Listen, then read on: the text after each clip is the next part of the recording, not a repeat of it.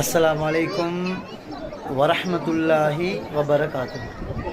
அன்பார்ந்தவர்களே, கண்ணியத்தில் நிறைந்தவர்களே, சிறந்தவர்களே, ஒரு ஜிக்ர், இந்த ஜிக்ரை ஓதுனீங்களா உங்களோட தலையெழுத்தே மாறும். உங்களோட கலா கதிர அல்லாஹ் ஹைராக்கி தருவான். அன்பார்ந்தவர்களே, கலா கதிரை மாற்றக்கூடிய அமல் 3. 1 துவா, 2 சதகா, 3வது தஸ்பீஹ்.